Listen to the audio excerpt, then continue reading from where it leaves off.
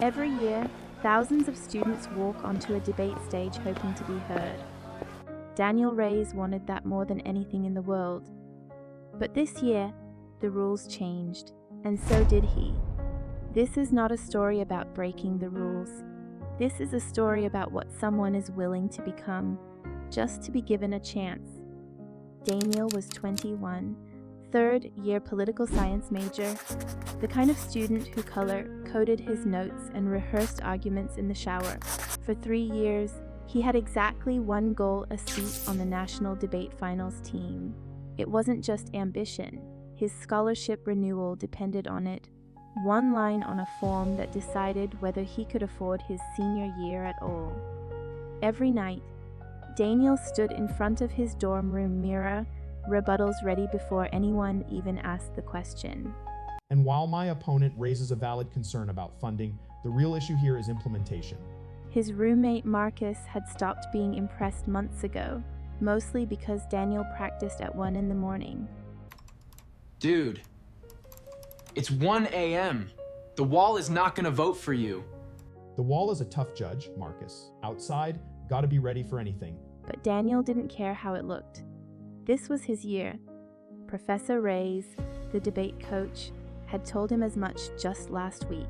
Daniel, if you keep this up, that national seat has your name written on it. He believed her completely. He had every reason to. 2 weeks before the qualifying round, the entire debate team was called into the auditorium. Professor Reyes stood at the podium, holding a printed memo from the dean's office. This year, in partnership with the college's New Women in Leadership Initiative, SIDE, the national final slot has been designated exclusively for female participants. The room went quiet. Daniel felt his stomach drop straight through the floor. Wait, exclusively. So the rest of us just don't get to compete at all. I'm sorry, Daniel, I argued against it, but the decision came from above me, and it's final. Daniel sat there as the room slowly emptied around him. 3 years, every late night, every rehearsed argument, gone, not because he wasn't good enough, but because of one word on a form. Man, that's rough. There's always next year, right? I'm graduating in May, Marcus. There is no next year. That night, Daniel sat at his desk for hours, staring at the qualifying form, at the small checkbox next to the word gender. And for the first time in his life, he found himself wondering, what if that box wasn't fixed? It started as a joke to himself. A late-night search he told himself he'd close after 5 minutes. 5 minutes became an hour. An hour became the entire night. Forums, clinical trial listings, research papers nobody outside a lab was supposed to be reading. And then, one name kept appearing again and again. Aurora Biotech, an experimental compound, still in early trials, that could trigger a complete hormonal transition within 12 hours. 12 hours. Not months, not years. 12 hours. That's SIDE. That's not possible. That has to be fake. But the more he read, the more it checked out real trial data, real participant logs, real results, documented and verified. Around 4 a.m., his phone buzzed. A text from his mother. A reminder about the scholarship paperwork deadline, with 3 heart emojis at the end. Daniel stared at the message for a long time. Okay, SIDE. If this is the only door that's actually open, then I'm walking through it. He booked an appointment for Friday morning, 2 days before the qualifying round. No time to change his mind. The Aurora Biotech clinic was smaller than Daniel expected. Quiet, clinical, white walls, soft lighting, and a woman in a lab coat reviewing his consent forms without much expression at all. The compound works in 3 phases across 12 hours. Phase 1 begins within 2 hours. By morning, the transition will be complete. Are you certain about this, Daniel? I've never been more certain about anything in my life. The injection took less than a minute. A small pinch. Nothing dramatic. He went home, set 3 alarms, though he wasn't entirely sure why, and waited. By 11 p.m., his hands felt different. Lighter, somehow. By 1 a.m., his voice cracked oddly mid-sentence when he talked to himself. By 3 a.m., he couldn't sleep, not from fear, but from the strange quiet electricity moving under his skin, like his entire body was being carefully, deliberately rewritten. At 5 a.m., he stood in front of the mirror and watched the final hour unfold in real time.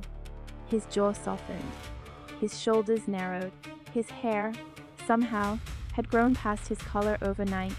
At exactly 6 a.m., 12 hours to the minute, Daniel was gone. In his place stood a young woman.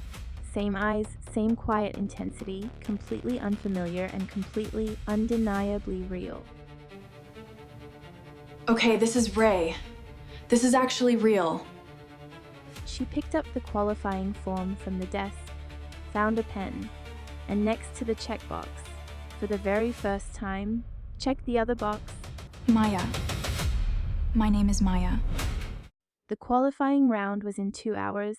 Maya had exactly enough time to find clothes that actually fit, figure out her now unfamiliar hair, and walk carefully, in shoes she'd bought in a panic the night before, across campus to the auditorium. Every step felt like relearning how to walk. Her center of balance had shifted completely. Her voice, when she practiced her opening line under her breath, came out higher, lighter. But the words were exactly the same words Daniel had rehearsed for 3 years. She registered at the front table under the name Maya Reyes. The volunteer barely looked up from her clipboard. New transfer student? You're not on my roster, but there's an open wildcard slot, Turi. A wildcard slot. Of course there was.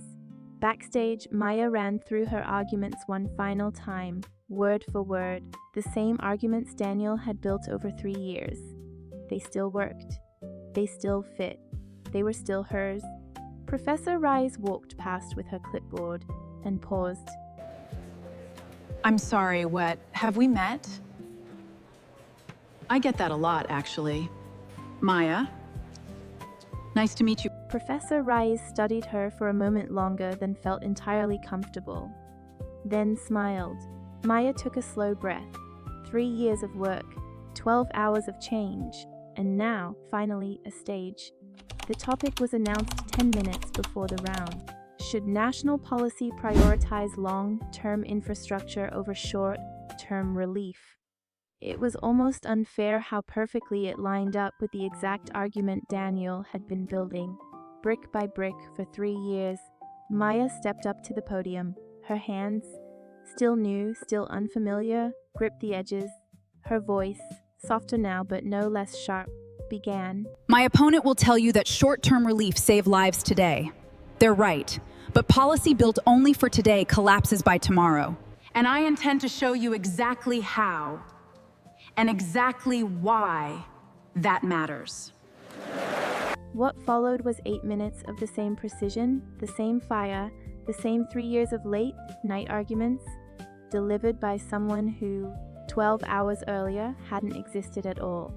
When the judges' scores appeared on the board, the room went silent for half a second, then erupted. First place, gold medal, national finals qualifier. In the crowd, Marcus shot up so fast he knocked over his chair, staring at the stage with his mouth open, unable to explain why this stranger's victory felt so strangely, impossibly personal. Wait, why does that feel like... He shook his head, told himself it was nothing, and clapped anyway, louder than anyone else in the room. That night, Maya sat on the floor of her dorm room, Daniel's old dorm room, with the gold medal resting in her hands. She turned it over slowly, watching the light catch along its edges. 3 years. 3 years I waited for someone to give me a chance. She looked up at the mirror across the room, at the reflection that, 12 hours ago, had belonged to someone else entirely, and yet, somehow, it felt more like her than that old reflection ever had. I don't think I'm going back.